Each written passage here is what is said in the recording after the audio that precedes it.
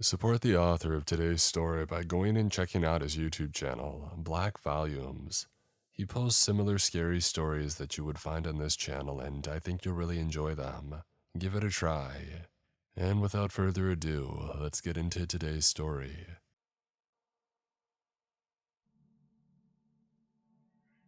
You will perish in circles and circles and circles and circles. NASA received that message on January 4th, 2015. The signal was deformed and fuzzy due to distance, yet spoken in perfect English. This excited every other scientist entrusted with such classified information, but it terrified me. You see, I had heard that exact recording when I was a child. 22 years earlier, those 11 words had buzzed through the speakers of my bedside radio alarm, startling me awake. Worse still, I was a 7-year-old boy hearing that garbled and metallic voice for the first time, but it somehow sounded disquietingly familiar. I had never heard it before, yet I had. I tried to assure myself that my alarm clock had simply malfunctioned and switched itself onto a strange frequency. Some late-night radio station. But I didn't buy that. I knew it was a message. A message meant for me. Now, if that had been an isolated incident, perhaps I would have come to tell myself that the entire ordeal had just been a child's convincing dream. But the horror didn't stop there. It was at high school that I first noticed them. The circles, marked in pen on paper, graffiti on brickwork, and scuffed dirt tracks on the football field. Day after day, those menacing shapes followed me. There was a certain jaggedness to the line work. It felt to me as if the circles had been drawn with the utmost contempt and fury. Again, a fury directed at me. I developed a phobia of these pursuing omens. Perhaps that was why a few years later, I chose to study physics at Oxford University. I wanted a rational and soothing explanation grounded in reality, something to debunk the supposed supernaturalism of these signs. My desire to explain the universe took me overseas. Following the earning of my doctorate in 2010, I secured a NASA internship in the US, and I was more than happy to flee my home. I foolishly thought that I'd be leaving the nightmares behind, but they hadn't even started yet. During a lecture with my fellow NASA interns, a short man in a long black dress stood at the front of the hall. His back was turned. His eyeballs were mere millimeters away from the blank chalkboard, and he was, most amusingly, reading nothing at all on the surface before him. I started chuckling and turned to my course mate beside me, my closest friend, Dr. Penley. "This lecturer seems a little out of his depth, don't you think?" I teased. Penley raised an eyebrow. "What lecturer?" "Oh, sorry I'm late, everyone," a woman loudly announced as she hurried down the stairs. When my gaze returned to the front of the hall, I was startled to find the short man in the black dress no longer there.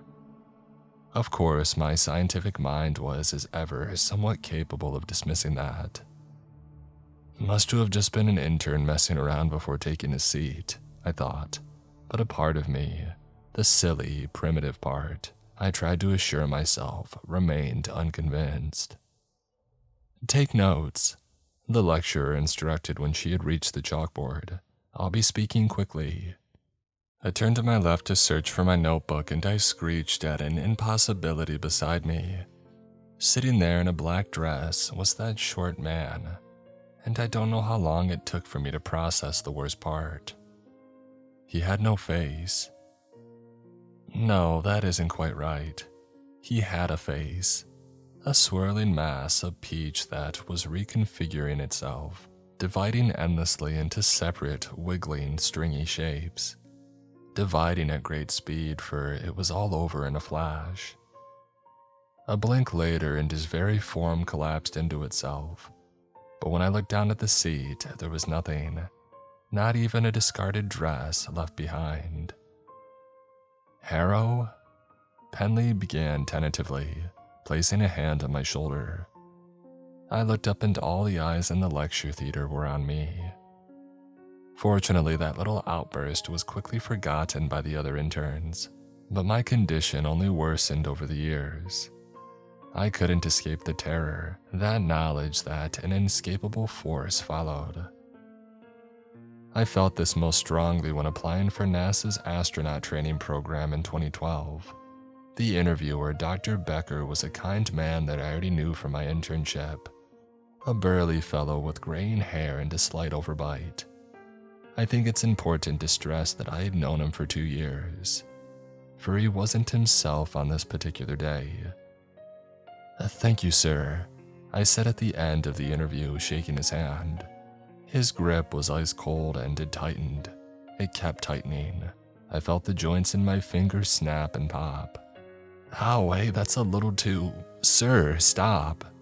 "It never stops," Becker muttered in a voice his own yet distorted, as if not spoken from lips but transmitted from the cheap speakers of my childhood radio. "Sir," I repeated in a fearful whisper. Then the interviewer's fingers let go and he rattled his head, as if re-entering the room. "Sorry, what was that, Harrow? I was a million miles away." Before starting my full-time career at NASA, I paid a visit to my family back in England and recounted the strange interview. My mother and father said nothing. They both fixed their eyes on their plates and continued tucking into their meals. "Don't you think that was a weird interaction?" I asked. Mr. Becker's voice became so cold, static, and robotic. Mom finished quietly. I widened my eyes. "Yes." "Oh, not again," Dad sighed, still not lifting his eyes from his plate. Mom had finally met my gaze, only to offer me a look of pity.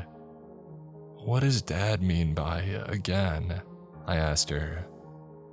Fright started to ooze through the cracks of her motherly veneer, and this triggered a long-repressed memory.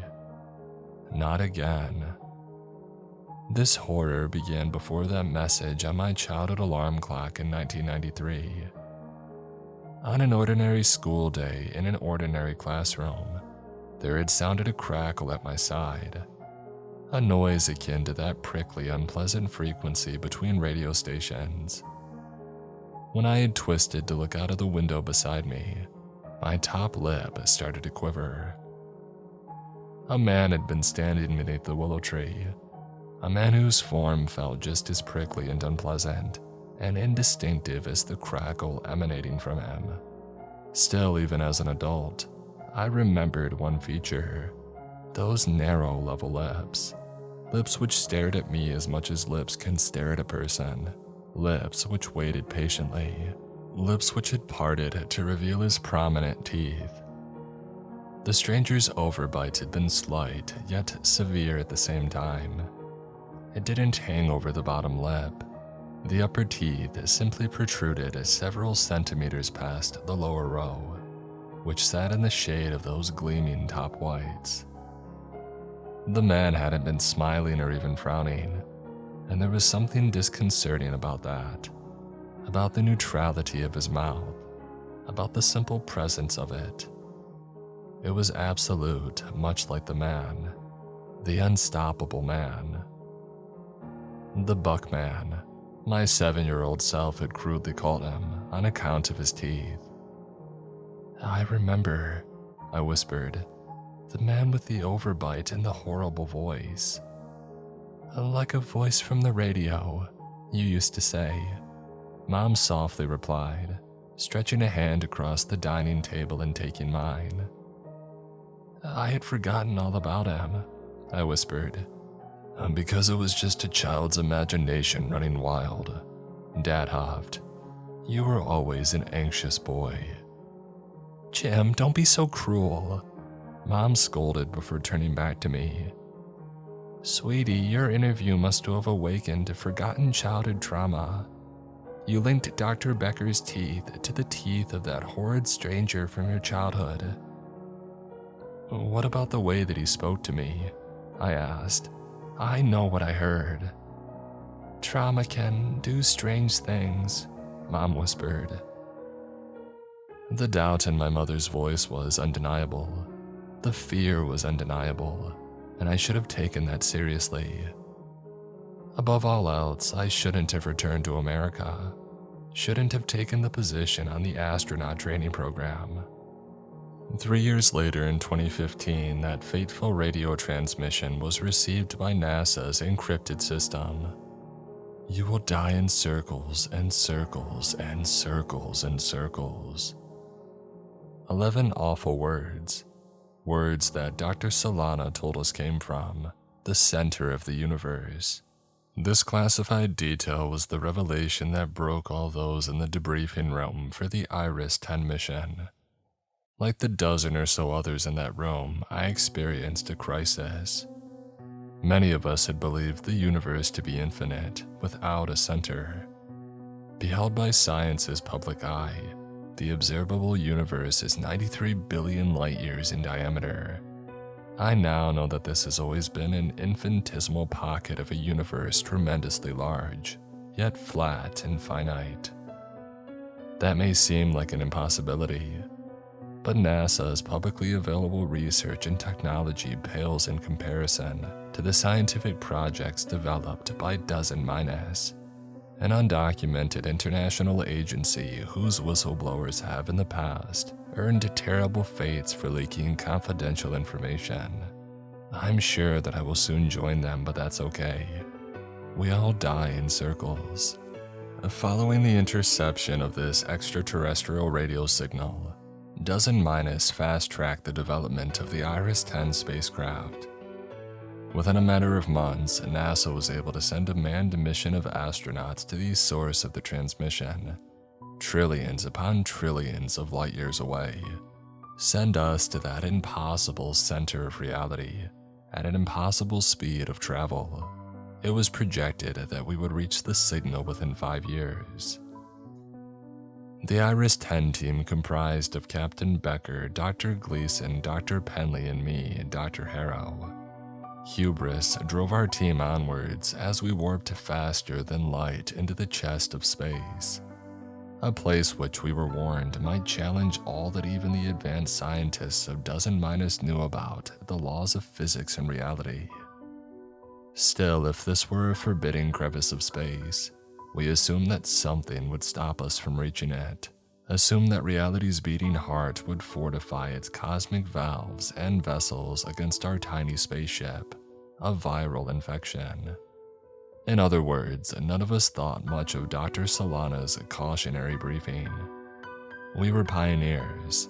If anything, Solana only emboldened us to push further, even when all signs started to point towards something being wrong. We spent the majority of the journey in cryostasis, so I wouldn't be able to speak of the countless galaxies through which we traveled.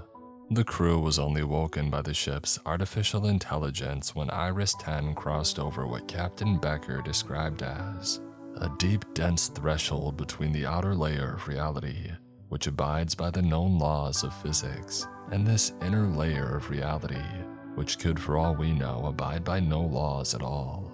He explained, nodding out of the viewport. Dr. Harrow will confirm the ship's analysis, I'm sure, once he's analyzed the data. But this is it, everyone. We're treading where no other human has been before. I sensed that the graying captain was just as lost and unsure of himself as us. Of course, for minds like ours, that's always part of the thrill. Penley rubbed his head. I might need some painkillers, Dr. Becker. Gleason, she corrected.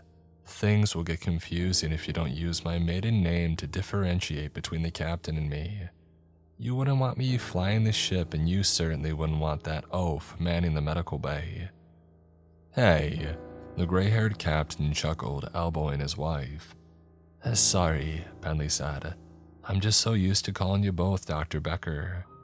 We'll learn quickly, young'un, Gleason teased, sharing a smirk with her husband. We're going to have to babysit these two, aren't we? We're Ma and Pa the ship, or perhaps more Grandma and Grandpa. Captain Becker added as Gleason laughed and playfully shoved him. 4 years, 7 months, and 15 days. I said, ignoring the comments at my expense as I scanned the data on my screen. We were out for so long. Yeah, sure were. We crossed the threshold about an hour ago, Captain Becker said, nodding at the viewport. 1 hour and 17 minutes ago. Iris, the ship's onboard AI, announced from overhead speakers. I ran safety diagnostics before waking the crew 22 minutes ago.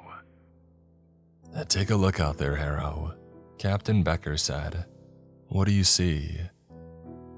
I saw a blackness in which there were no stars, in which the laws of time and space might not even apply, according to the scientists back home. Home, I thought. I wonder how home looks after 4 years, nearly 5. It might not even exist anymore. It might have been wiped clean by a comet or nuclear weapons. I shook my head and tried to focus. Something about the dark of that place at the center of our universe, which we would come to all call the middle, instilled me with the emptiest thoughts. Or rather, emptied out my old thoughts and put something else in their place. Something terrifying. I see nothing, I eventually answered, eyes still glued to the screen at my station. And neither does the ship. No stars, no planets, no known elements. The data reads that well. I don't know what it reads. There's just nothing here. Nothing that our physical instruments are able to process. It seems impossible that our ship even managed to cross over into a place that sits beyond or within our known reality. Not like it hasn't been done by NASA before, Becker said, but that's beyond your clearance. And doesn't make it any less impossible, I replied. I think impossible is a word that we'll soon struggle to comprehend, Penley whispered. The captain continued. Anyway, my point is that it makes no sense to talk about years and months and days. Yes, Iris says that we crossed some sort of threshold an hour ago, but what do we really know about spatial and temporal laws in this place? The only physical data NASA has ever received from this pocket of the universe is the radio transmission. And Becker was right, and he only seemed righter as time passed, if it were even passing at all. I only know that we didn't eat, didn't sleep, didn't want for anything other than moving ever forwards. This was, at first, a scientist's dream, to experience something that no other human has ever experienced. However, our early intrigue quickly mutated into a fear as we contemplated the connotations of our bodily changes. Our new states of being contradicted all that an ape brain understands about survival, about the fundamental nature of life itself. Something about the darkness seemed to change our minds too. Penley and I began as the bubbly and, as Dr. Gleason had pointed out, young members of the crew. But we quickly fell into contemplative silence, a fearful silence. It was Captain Becker alone who maintained an eager glint in his eyes. What finally broke up the darkness beyond the viewpoint was a sea of white debris. Jagged, misshapen chunks of various sizes floated through the middle. Silent awe and wonder gave way to fear as we saw, printed across many of those scattered metal shards, an impossible chunk of text. It was repeated dozens of times across dozens of identical debris pieces. Iris 10. We were staring at the impossible debris of our own spacecraft. Countless copies of our spacecraft lost in that black oblivion. What is this? Gleason murmured in horror. Time, the captain said, watching the white clunks clattering against the outer hull of our spacecraft in fascination. And Dr. Solano warned us that time is different in this place. What is that supposed to mean? Penley asked. Those are pieces of our vessel. How are they out there? We need to turn back, I whispered. abandoning my scientific curiosity as a clamminess coated my flesh. Like the many traumatic times that I had witnessed something bigger and more terrible than me during my childhood. We can't turn back, Harrow, Captain Becker explained. We're being pulled towards something. And then came the blare of an alarm, an obnoxious, deafening klaxon. Damage inflicted upon airlock door, Iris announced in her calm, stilted, artificial voice from overhead. She and Captain Becker were alike in their unsettling nonchalance towards the situation. The clunks against the outer hull, which had started as patters like that of light raindrops, were growing in loudness, growing in ferocity as these spacecraft started to judder from side to side, lamenting the turbulence. The debris field was beating relentlessly against the ship. "Captain," Gleason bellowed, shaking her husband by the shoulders. Becker shook his head as if waking up a little, as if understanding at last the gravity of the situation. "Dr. Penley." "Yes, Captain. Someone help me suit up and I'll get out there." Penley replied, cutting off the captain as he turned on his heel to head out of the control room. "You're not serious," I scoffed, running after my friend. The two of us made it down the main walkway and stopped in front of the airlock. "Penley," I began firmly as the man started pulling a spacesuit from the storage compartment by the airlock. "We know nothing about what's out there." He slipped a helmet over his head. "Captain Becker, do you copy?" "Yes," Becker replied, voice sounding over the ship's speakers. "I'm decreasing our speed, bringing us to a crawl so you don't get ripped off into the abyss." "Captain," I shouted, spinning to face the control room at the end of the walkway. "Don't let him do this. We don't know whether his suit will be able to withstand." "We won't be able to withstand a damaged airlock," Becker interrupted, voice verging on something other than calm. "Dr. Penley, go and inspect the situation." "You don't have to do this," I breathlessly said as my friend opened the first door. He tapped on a screen within the airlock and then sealed himself in there. "Oh yeah, no kidding.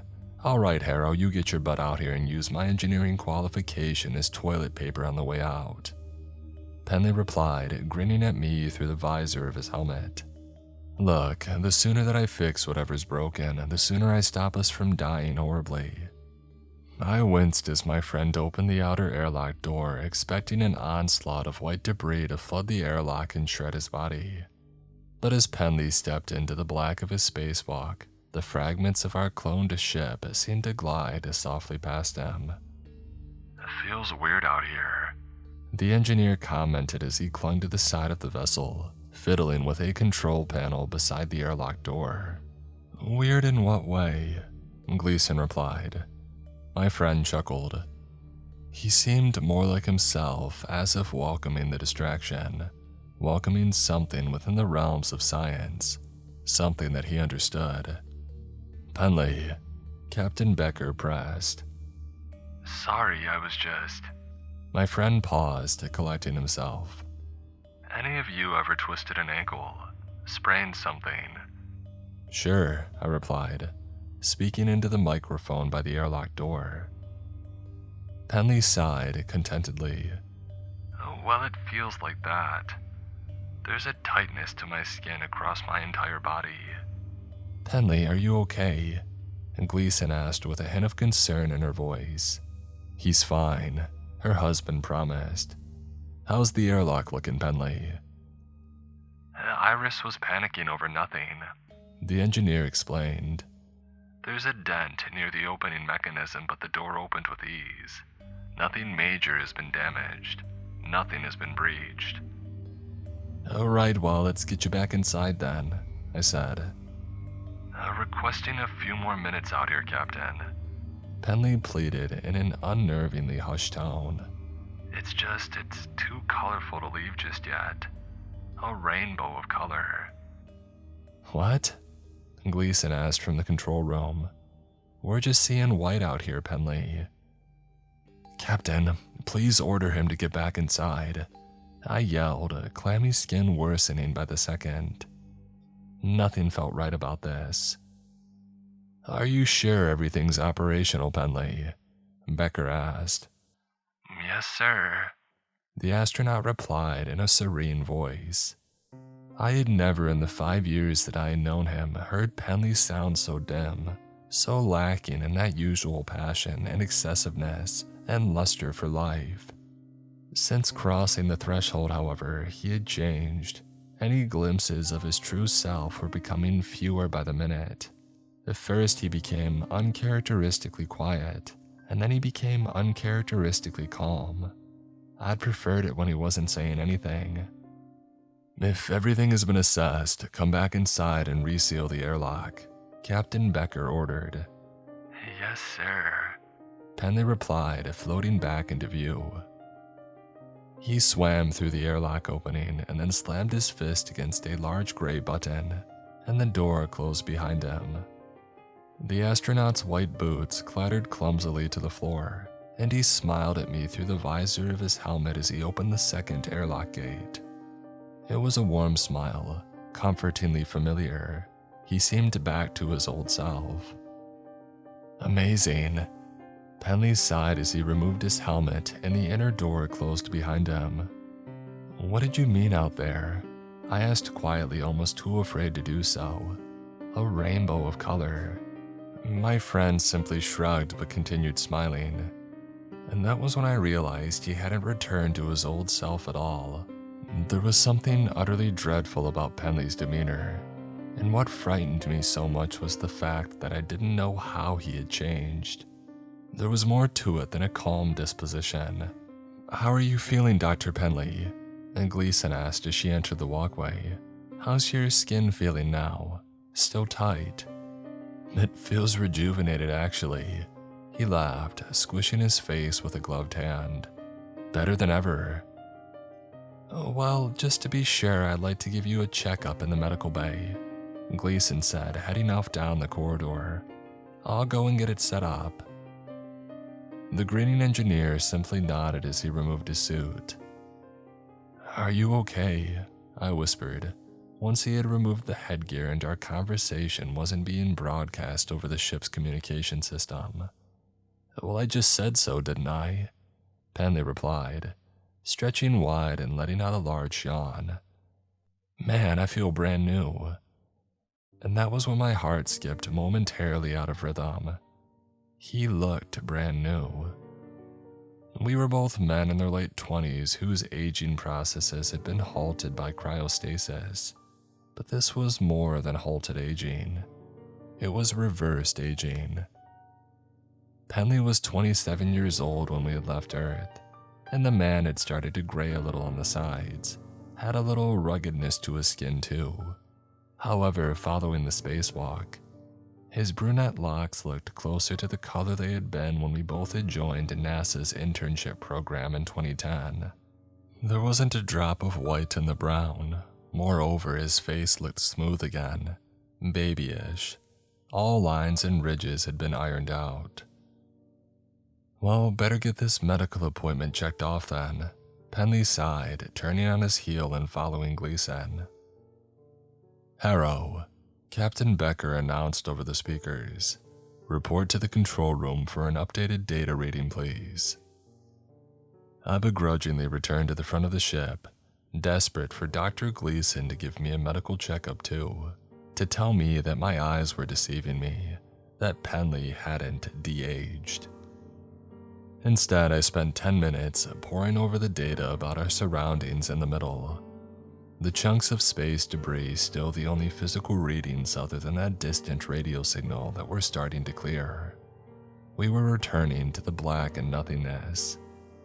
"We'll be able to pick up some speed again in a few million light years," I told the captain. "We've almost cleared the debris field." Captain Becker nodded and he inhaled deeply, as if on the precipice of saying something, of revealing some great truth that he had learned from looking out at the nothingness for longer than the rest of us.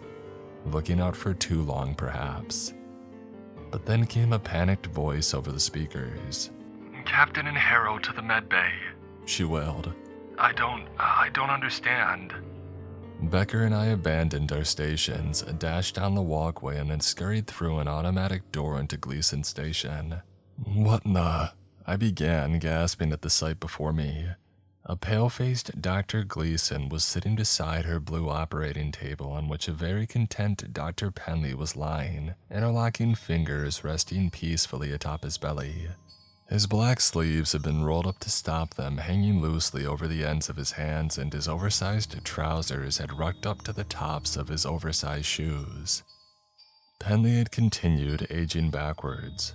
He was shrinking.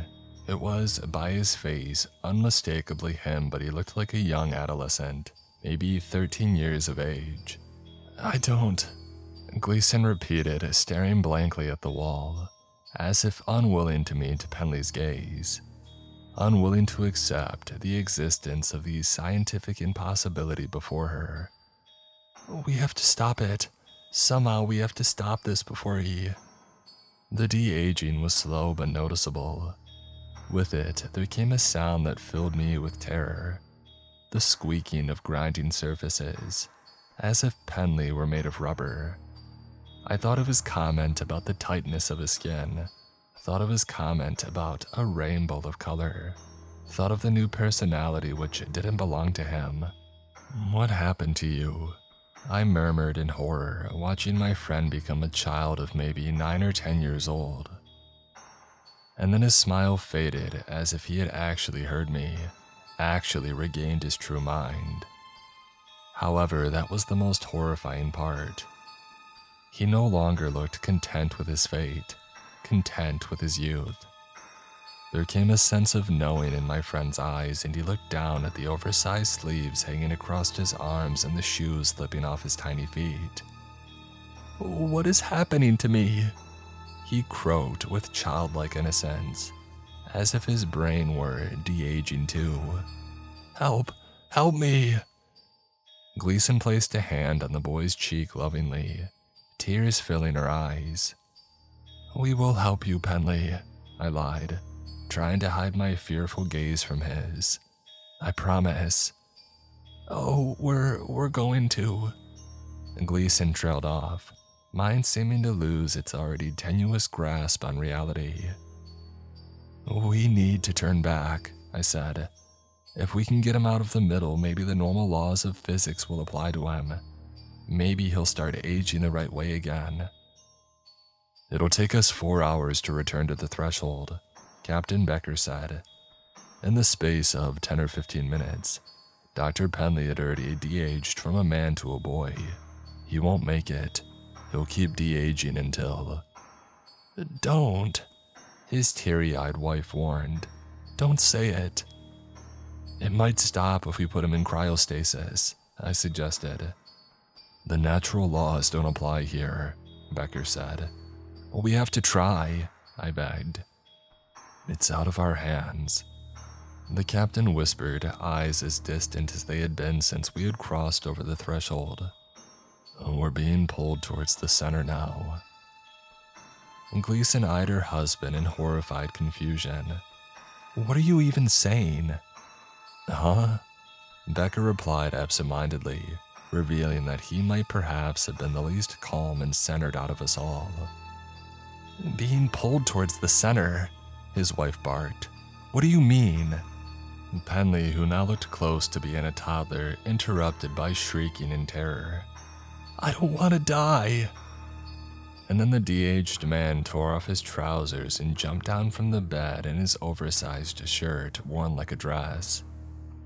The 3 remaining adults stared at the boy with dumbfounded expressions as he pelted out of the med bay and down the walkway. I'll get him, I promised, twisting and running off in pursuit. I expected Penley to find a quiet corner of the ship to sit down and cry. Expected that he would have become a toddler by the time that I had reached him. But my eyes widened as I heard the wispy hiss of a gate opening, and then the child form of Penley wearing only that oversized shirt scurried into the airlock. Penley, no! I screamed at the top of my lungs. I reached the inner gate a moment after it shut, and I was about to slam the button to reopen it, but Penley was quick. With childlike nimbleness, he had already opened the outer door. There came a moment of silence and stillness. The boy did not float out into the black, did not freeze and discolor and shatter. After all, we were not in space. We were in a different place with different rules. Perhaps Penley had glimpsed more of the truth than us, but even he didn't understand. He clearly thought something in the black or the unseen rainbow would save him, would reverse his de-aging fate. That's better. I heard him whisper, voice audible through the inner gate even without headgear. Captain Becker and Dr. Gleason were running down the walkway towards me as I banged furiously on the airlock door. "Don't you dare go near that button, Harrow," Becker warned me, yelling as he sprinted forward. The captain tore me backwards, and the three of us watched in stunned silence as the toddler, exposed to the black beyond the open airlock, turned to face the oval window of the inner gate. And then came a terror that I will never scrub from my eyes. Penley's oversized shirt dropped to the metallic floor of the airlock, and out poured a dozen giant, fleshy worms of various blues, reds, yellows, and greens. A nightmarish kaleidoscope of writhing shapes that had once been my friend. As the surviving crew members screamed, the creatures crawled along the walls and floor and ceiling of the airlock, and some of them started to coat the other side of the window. And just as I begged the nightmare to relent, so as to let my heart rest, horrid slits opened in the heads of the worms. They moved their small jaws in unison to mouth words as a single voice. "What's wrong? Why are you all looking at me that way? I feel better." I didn't blink, didn't move, didn't speak, just thought one word. Penley. It was still Penley. Those creatures had assumed my dear friend's consciousness. It was as if he were their unwilling and unknowing hive mind. Penley was unaware that he hadn't become better at all. Here it began to cry, disturbed by our continued screaming. "Please, stop it. Just open the door for me. I can't seem to understand how to press the button," he continued in a frightened voice. And then as the worms fiddled with the panel on the other side of the inner door, there came a flurry of sparking sounds. "Run!" I roared. As those worm-like abominations fried the mechanism, Captain Becker seized his wife's arm, pulling the two of them after me as we fled towards the control room.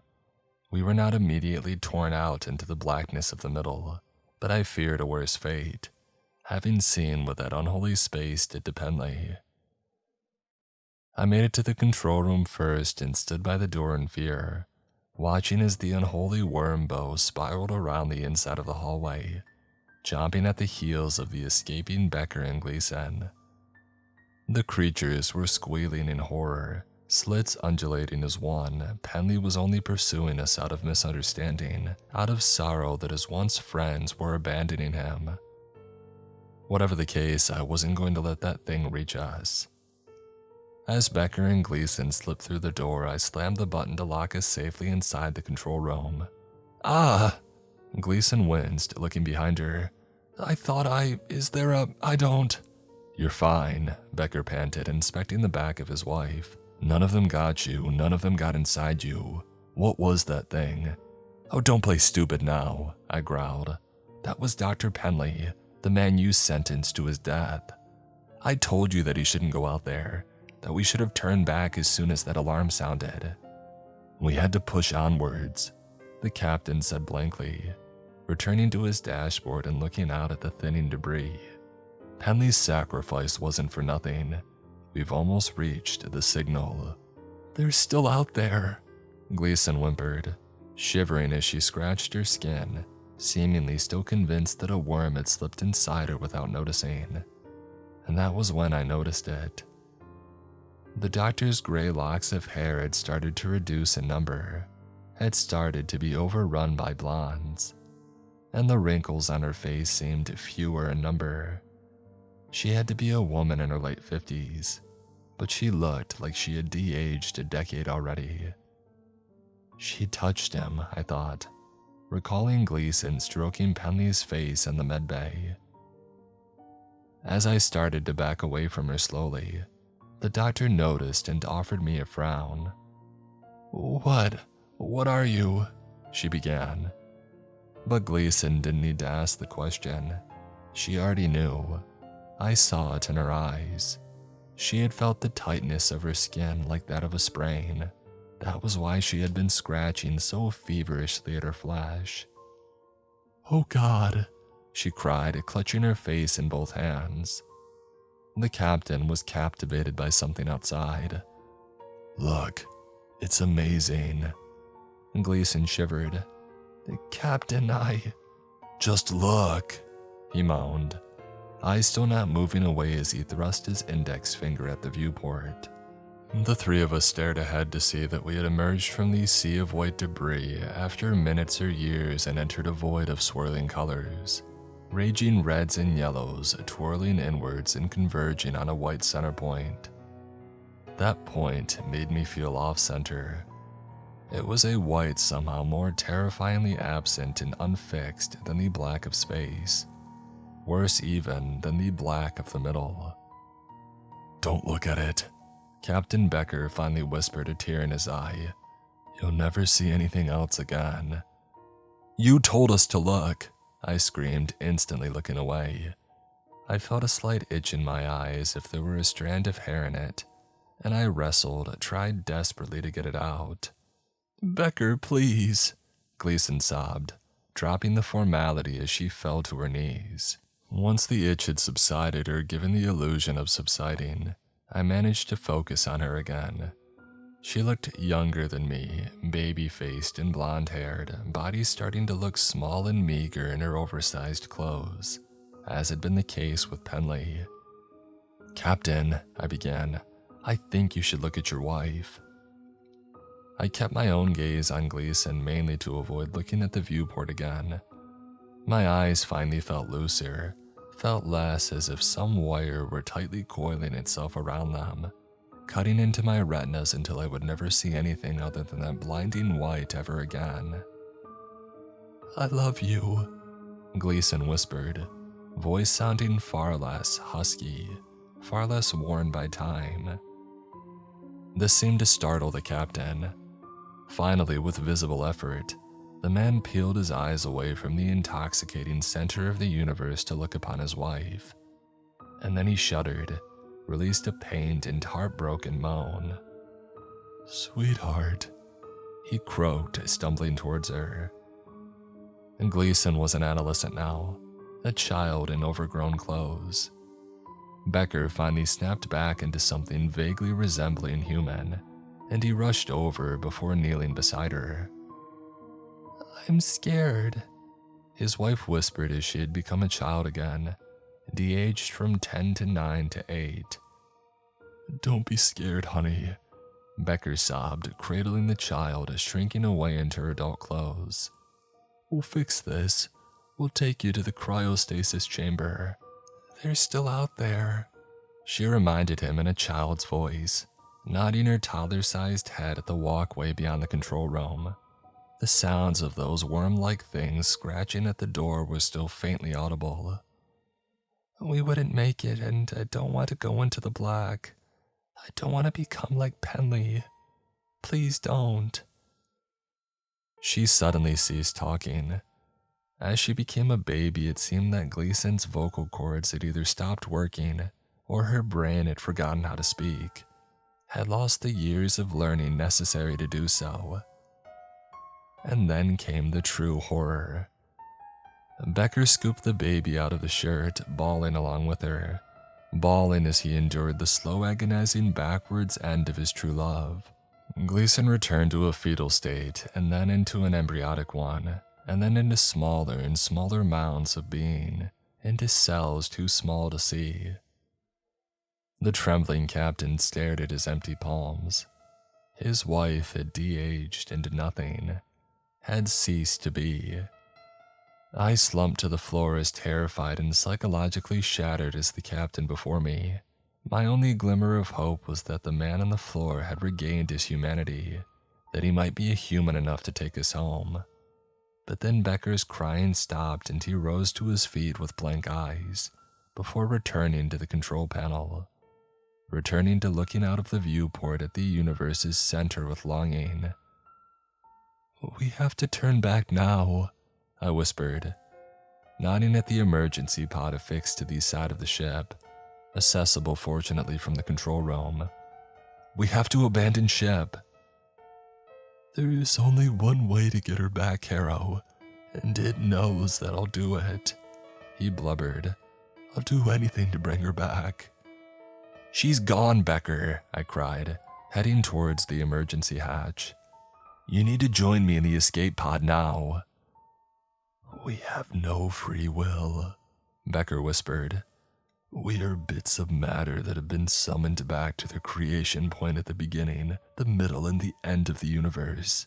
We're here to reboot it all, to fly Iris 10 into that white heart, to contract the universe so that it may expand again. It's circular." I slipped quietly into the escape vessel. The door closed and Becker's voice continued on the overhead speakers as the pod's engine started up. Becker whispered, "This is how it ends, Harrow. This is how it starts." "I'm not going to die here, Captain," I said as the escape pod detached. "We already have and will.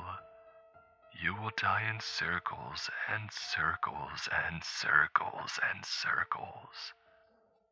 My chest squeezed. The Buckman. It had always been Captain Becker.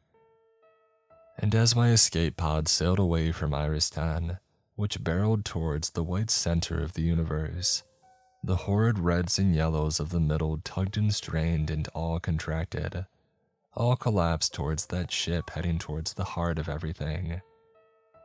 I ran from both the end and the beginning of the universe.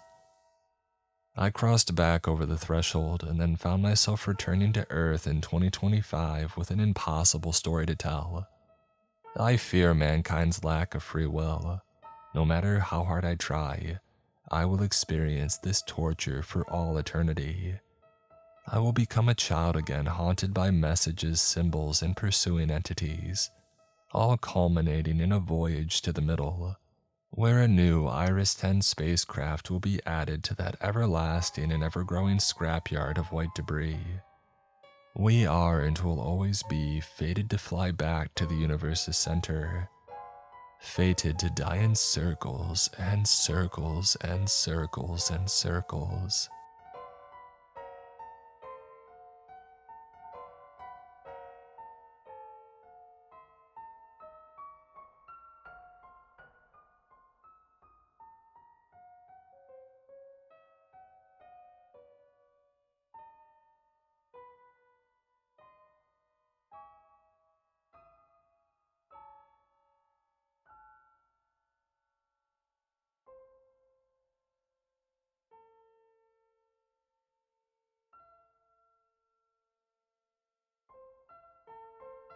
Susan Corndecki, Ray, Nelson Asada, Die Screaming, Me, Gasher, Dalamagara, That One Woodsman, Sonic, GMD, Leon Knott, Takio Zarilla, Minalyn Gitter, SWAT, Damon McCory, Mark Norman, yours truly, Dino, Lunas TV, Wayward Son, Deus Ex Nihilo, Big Country Allen, Pamela Shockley, Sleepy Shroomy, Caleb Windsor, Kathy McGuire, Paige Martin, Richard Friends, Shrimple the Shrimp, MP Massacre 91, Jacob Bartlett, Miss Eldridge, Casey Long, Justin Fotenauer, Roley, Sanjay Anthem, Lone Wolf Sam,